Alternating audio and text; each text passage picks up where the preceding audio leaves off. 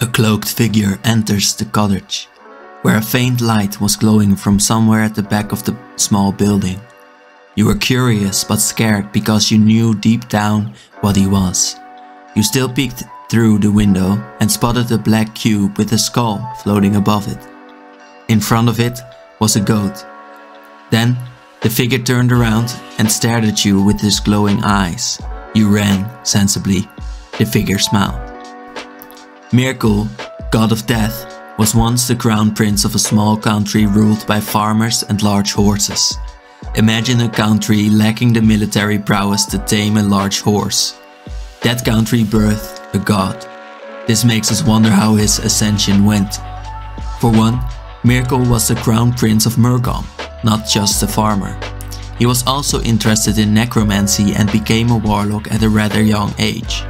With all of his wealth, he could probably do a lot of occult research, and we do know that Myrkul became a feared warlock over the course of his life. On the world of Faerun, gods are not born, they are created or even chosen. Every aspect of life had to have a god, and once one died, the duty and power belonging to such an aspect had to be given away to the next being. This could be done by the previous god as well. So, Myrkul, together with his friends Baal and Bane, who you might know, chose to slay a god. There were 7 gods who had been lost, so they went on an adventure. All 3 being massively overpowered adventurers, they gathered an army to first defeat a smaller deity of elemental chaos. They killed him to harvest his elemental chaotic powers. Only then did they face Myrkul, the god of the end of everything. He ruled over the aspects of death, murder and fear. Death being the end of life, murder the same, and fear basically being the end of the mind. The god of the end was tired, and once his army was defeated by the trio, he did not wish to fight himself. So he gave his powers to the trio, who divided his powers between them. I found this moment a bit strange, so I went through my books and found that Myrkul thought that being the god of all things, that end was unruly for one god. It was too much power, too much responsibility, and a way too important function to have. So he was glad to have the powers divided over the 3 gods, but he would stay as a backup god for the 3.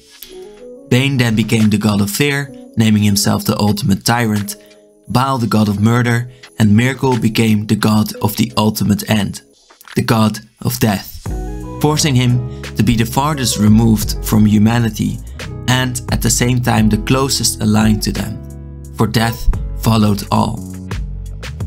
Once Myrkul became the sole god of death and bones, he started to influence the world. The gods of Faerun gather their power from the amount of thought, emotions and belief they get from the people of Faerun. Myrkul noted that most mortals were afraid of death, so he had to instill fear in them to make them think of him. As a god, he was very far removed from humanity. Murder was something that humans did, fear was something humans felt, but death was something almost no human on this fantastical world had ever experienced. So, Myrkul could only influence the living by messages through those that would almost die and would be at his doorstep, or who had just died by resurrecting them. Myrkul almost never revived someone, as he wanted to keep the death to himself. So, the only choice he had left was to influence the people solely through the people that almost came to him. Still, he gathered himself a small following of death priests, which was impressive, for the humans were mostly afraid of him. The death priests would spread the fear and eventually respect towards death and towards Myrkul. They would devote themselves to Myrkul by respecting death and those who almost died, as well as this was the only way to become closer to the god. They were not allowed to force death upon humans though, because that was up to death and Myrkul itself. But why then does Myrkul resurrect creatures on his card? He doesn't. He actually has a wall for beings that do not believe in death and in Myrkul.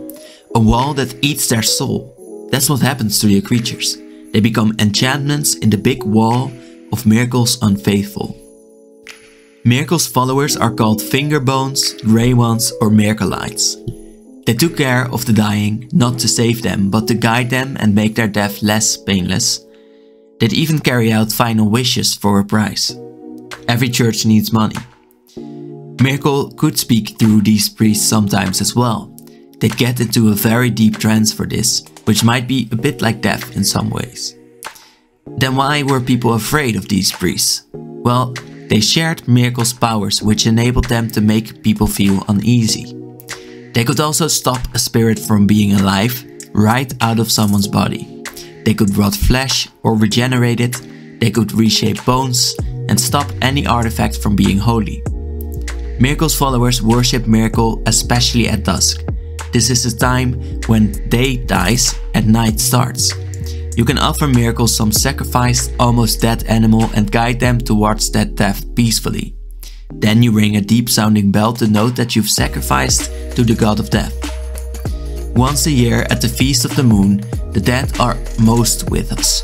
Myrkulites then listen especially well to the messages of the dead by letting them write in dust or ashes.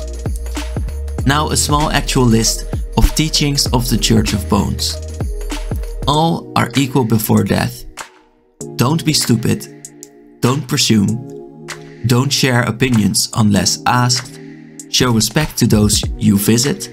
If a guest is disrespectful, torture them. When you're outside, don't bother anyone. If someone does to you, tell them to stop once. If this doesn't work, destroy them. That's what it says. Don't hurt young children, okay? Don't sacrifice people who don't want to be sacrificed. Once a year, sacrifice an animal that is already on death's doorstep and use all of its body. Plant trees on graves and care for them. They shall become shrines. That's a good list. Mostly. The city Mulsantir was ravaged by a plague called the Black Whisper. 2 priests of Myrkul would tend to their dead. So the Lord of Bones would receive the Sword of Kith via the follower Akachi. This sword grew with its wearer and would grant them courage, protect their minds, and made allies for them. When the wearer would falter in their beliefs, the sword would make them fearful and weak instead. Back to Akachi. His lover died and Akachi asked Myrkul to save her, which he refused to do. It is ill-advised to turn against Myrkul. While he was detached from emotion, anyone that betrayed him was fed to the wall of the faithless. Still, Akachi fought Myrkul and lost, being sent to a fate of being faceless, literally, and wandering Faerun forever while eating souls.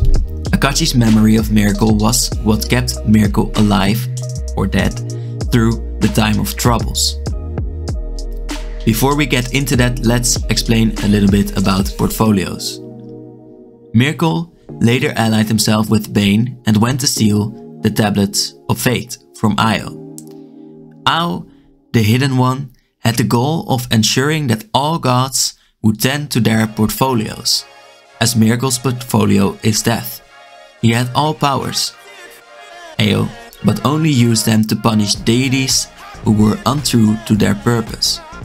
The Tablets of Fate were a sort of book of Santa Claus which recorded all names of all gods and their portfolios. They actually did not hold much power themselves at all.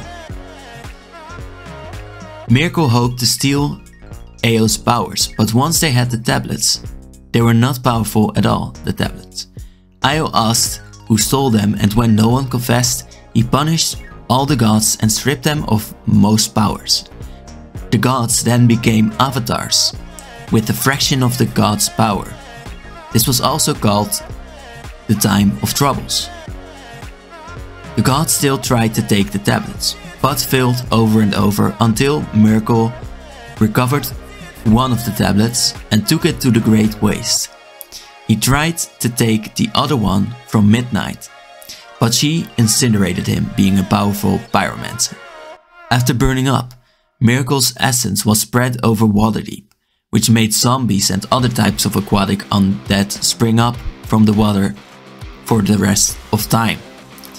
At the center of this tainted water, a temple was built called Legacy of Deep Death. A great place for a D&D adventure, not for a vacation. When Myrkul died, his priests instantly switched to a new god, Cyric, who never became god of death, really. So when Kalimvor became one for some time, the priests switched again to worship Kalimvor, all in the same place called the Bonespires. At the end of this time, Ao destroyed the tablets. Then, from the time of troubles onwards, the era of upheaval began. Apparently the tablets did not have powers and they were there to keep the balance between gods.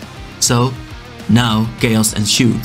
Whether this secretly influenced the start of the spell plague at the hands of Cyric is unknown.